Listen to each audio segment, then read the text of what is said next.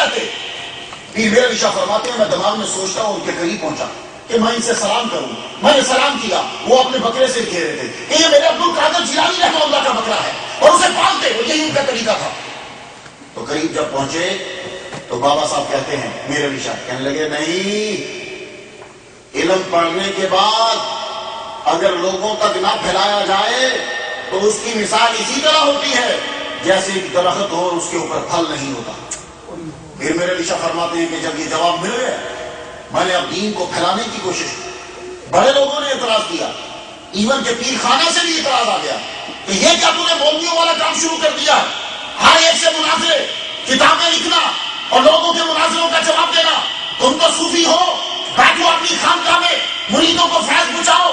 تو پیر میرے علی شاہ صاحب نے روضہ شریف جا کر خود گرمی میں چل کے گئے اور پیر خانے میں جا کے عرض کیا پیر خانے پہ حضور مجھے ایک بات کا جواب دیجیے، اگر مسلمان نہیں رہیں گے تو یہ صوفیہ کرام تعلیم کس کو دیں گے؟ پھر سمجھ آیا جاؤ ہم تمہیں اجازت دیتے ہیں. فرمانے لگے میں اگر ان لوگوں سے باتیں نہیں کروں گا، ان کو جواب نہیں دوں گا، اگر کوئی جواب دینے والا ہوتا تو مجھے ان لوگوں سے مناظرے کرنے کی ضرورت ہی نہیں تھی. ٹھیک ہے. پیر میرے علی شاہ صاحب پھر گھوم کے تبلیغ عام کی آپ نے اور اسی تبلیغ کے دوران آپ کو فیض ملتا رہتا ہے اور بڑے بڑے لوگوں سے ملاقات ہوتی ہے. پیر میرے علی شاہ ہر سال بابا فضل الدین گنج شکر رحمہ اللہ کے عرس پہ ضرور جاتے تھے. ایک اپنے پیر خانے پہ، یہ دو تو آپ کے سفر ضرور ہوتے تھے. ایک مرتبہ فرماتے ہیں پیر میرے علی شاہ صاحب کہ میں ڈیرہ غازی خان سے واپس آ رہا ہوں تو رستے میں دریائے سندھ پر کشتی میں بیٹھ کر دریا کو کراس کر رہا ہوں. تو دریائے سندھ آپ کو پتا ہے بالکل سمندر، آپ تو خیر وہ بھی بیچارہ سوکھا ہو گیا ہے، ابھی پانی کا کیا حال ہوگا خدا تعالیٰ محفوظ فرمائے. ورنہ دریائے سندھ دور سے ایسے ہی لگتا تھا جیسے سمندر ہے، بمشکل خشک ہوتا تھا. اب تو وہ بھی میں نے دیکھا کہ وہ بھی خشک ہو گیا بیچارہ. دریائے سندھ کے اوپر سے جب میں آیا تو میرے ساتھ پیر میرے علی شاہ فرماتے ہیں میرے ساتھ ایک بابا ننگا رنگ چوڑے سے کپڑے پہنے بیٹھا ہوا. تو ایک دم مجھے کہتا ہے تم تو بغیا پہ بیٹھو گے، ہمیں اللہ پیدل چلائے گا. ہاں بھائی تم اس کے محبوب جو ٹھہرے، تو لاڈلا جو ہوا.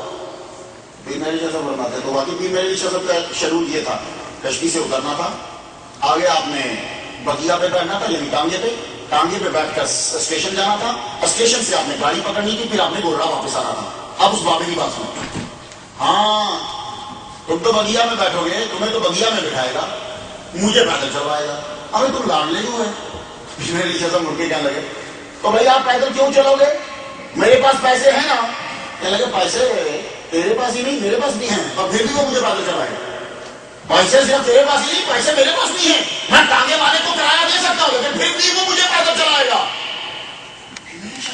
سمجھ نہیں آئی کہ جب پیسے اس کے پاس بھی ہیں، میں بھی کہہ رہا ہوں کہ میرے ساتھ ٹانگے پہ بیٹھ جائے، پھر یہ کیسے نہیں بیٹھے گا؟ فرمایا کہ وہی ہوا کہ جب میں کشتی سے نیچے اترا، میں ٹانگے پہ بیٹھنے لگا تو میں ابھی کہنے ہی لگا ہوں کہ اس کو بھی بٹھا لو، اتنے میں ساری سواریاں ٹانگے میں بیٹھ گئی، ٹانگا فل ہو گیا، وہ بابا نہیں بیٹھ سکا. سوچ میں پڑ گیا کہ یہ بابے نے مجھے کہا تھا کہ کوئی بات نہیں، بگیا میں تو اکٹھے نہیں بیٹھیں گے، ریل گاڑی میں تیرے ساتھ بیٹھوں گا. تو ریل گاڑی کا سفر جو ہے وہ جہاں سے اترے تھے پیر میرے علی شاہ پیدل وہاں سے 2 گھنٹے کا سفر ہے، جبکہ ریل گاڑی میں پہلے چل جانا ہے. پیر میرے علی شاہ فرماتے ہیں اسٹیشن پہ پہنچا، گاڑی رکی ہوئی تھی، میں ڈبے میں بیٹھ گیا. میں ڈبے میں بیٹھا، اعلان ہوا گاڑی نہیں چلے گی کیونکہ انجن خراب ہو گیا ہے.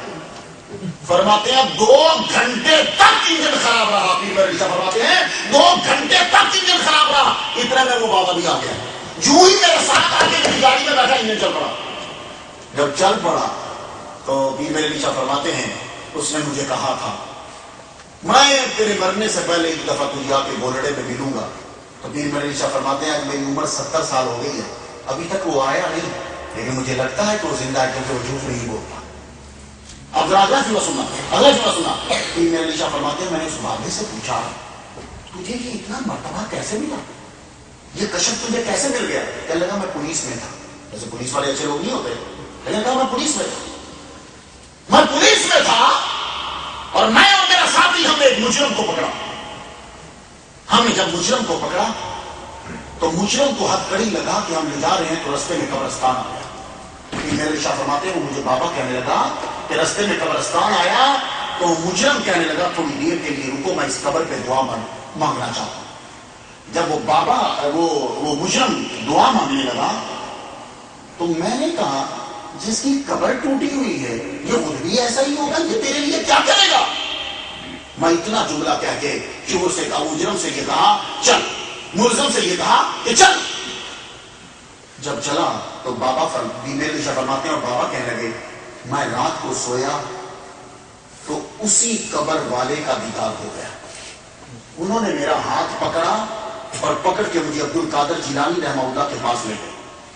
کہنے لگے لے اور سن, ہماری قبر تو چلو ٹوٹی ہے, ہم بھی کیسے ہیں, لیکن جا ساری زندگی کے لیے تیرا کام ہم نے بنا دیا ہے. تو بابا کہنے لگا جب میں صبح اٹھا تو مجھ پہ کشف تھا, دنیا میں یوں دیکھتا تھا, مجھے ہر چیز نظر آ جاتی تھی. تب سے میں نے پولیس کی نوکری کو چھوڑا اور میرے لیے شاہ صاحب سے کہنے لگے وہ دن تو یہ دن میں پھر یوں ہی پھرتا رہتا ہوں اور خدا تعالیٰ میرے پہ کرم فرماتا رہتا ہے. پھر میرے لیے شاہ رحمہ اللہ یوں ہی لوگوں سے فیض دیتے اور لیتے رہے اور توجہ ان کی. میں بتانا یہ چاہتا ہوں کہ اس مجذوب کو بھی پتا تھا کہ پیر میرے علی شاہ رحمہ اللہ خدا کے لاڈلے ہیں. بابا فضل الدین تھے, کلیامی تھے, یہ پنڈی کے پاس ہے شہر. آپ کو پتا ہے کہ جب آدمی جذب میں چلا جاتا ہے تو مولوی پھر ظاہر کو دیکھتے ہیں. مولوی ہمیشہ فتویٰ لگائے گا, ظاہر کو دیکھتے ہیں. وہ بیچارہ مجبور ہے. موسیٰ علیہ السلام نے خضر علیہ السلام سے کہا تھا تو انہیں بچہ کیوں مارا. موسیٰ علیہ السلام اس وقت شریعت کے عالم ہیں, وہ فتویٰ دیں گے. ان کے نزدیک خضر علیہ السلام نے کام غلط کیا ہے, لیکن خضر علیہ السلام اس وقت روحانیت کے مقام پہ فائز ہیں. وہ وہی کر رہے ہیں جو خدا آرڈر دے رہا ہے. موسیٰ علیہ السلام شریعت کو فالو کر رہے ہیں, خضر علیہ السلام علم لدنی کو فالو کر رہے ہیں. تو موسیٰ علیہ السلام کا اعتراض کرنا خضر علیہ السلام کے اوپر یہ بچا ہے. لیکن خضر علیہ السلام سمجھتے ہیں کہ یہ لڑکا اگر زندہ رہے گا تو یہ اپنے ماں باپ کو بھی کافر کرے گا. تو بظاہر مولوی وہی فتویٰ دے گا جو اس نے پڑھا ہے. مولوی مجبور ہے. وہ بابا فضل بھی, بابا فضل جو ہیں کلیامی والے, وہ جذب کی کیفیت میں رہتے ہیں. ان کی نماز جو ہے وہ گزر جائے. جب وہ کبھی جذب میں جاتے ہیں تو نماز ٹائم سے نہیں نکلی, مولوی کے ٹائم سے نکل گئی. تو جب نکل گئی نماز تو مولویوں نے کہا بابا تیرا جنازہ ہم نہیں پڑھائیں گے. تو بابا فضل کہنے لگے ٹھیک ہے نہ پڑھانا, میرا جنازہ ایک شیر آ کر پڑھائے گا, اور مولویوں تم سارے نہ میرے جنازے میں شامل ہوئے تو مجھے پکڑ لے. تو بابا پیر میرے علی شاہ سے کہنے لگے پیر میرے علی شاہ یہ مولویوں نے کہہ دیا کہ میں تیرا جنازہ نہیں پڑھاؤں گا, تو تو نے آ کر میرا جنازہ پڑھانا ہے. وہ بابا بہت بڑے اعلیٰ مرتبے میں فائز تھے, انڈیا میں انہوں نے بات کی ہوئی تھی. تو جب مر گئے بابا فضل الدین دنیا سے چلے گئے, کلیامی والے گئے تو تار بھیجا, اور تار جو ہے وہ پنڈی کے اسٹیشن تک پہنچ چکا تھا. تار وہاں پہلے آیا کرتا تھا, وہ مشینیں پڑی ہوتی تھی. تار بھیجا, تار پنڈی کے اسٹیشن پہ پہنچ گیا, لیکن پنڈی گولڑا سے دور ہے اور گولڑا بذات خود ایک اسٹیشن ہے. پیر صاحب سوئے تو بابا یوں ہی خواب میں آئے اور پنجابی میں بولتے ہیں پیر جی آ جاؤ میں مر گیا ہوں, میرا جنازہ کون پڑھائے گا. دم بھی میرے شخص اٹھے, فرمانے کہ گھوڑا تیار کرو. گھوڑا تیار کیا گیا, گھوڑے پہنچے, گاڑی نکل چکی تھی. فرمانے لگے اسی گھوڑے پہ پنڈی پہنچو, اسی گھوڑے پہ پنڈی پہنچو. جمعہ کا دن تھا, پنڈی پہنچے, مسجد میں گئے تو جمعے کا دن, پیر میرے علی شاہ آ گئے ہیں. اور ابھی پنڈی پہنچے اسٹیشن پہ تو تار پہلے پہنچا ہوا تھا کہ وہ فوت ہو چکے ہیں بابا جی. ان کے پاس تو بتا کوئی نہیں, تار ابھی پنڈی پہنچا, پنڈی سے گولڑے آئے گا, گولڑے سے یہاں پہنچے گا. تو ابھی شہر کے باہر ہی ہیں, بابا کے شہر کے باہر ہے, تو بابا آگے پھر رہے ہیں. یہ بات بات نیچی سمجھ میں نہیں آ سکتی. بابا آگے پھر رہے ہیں.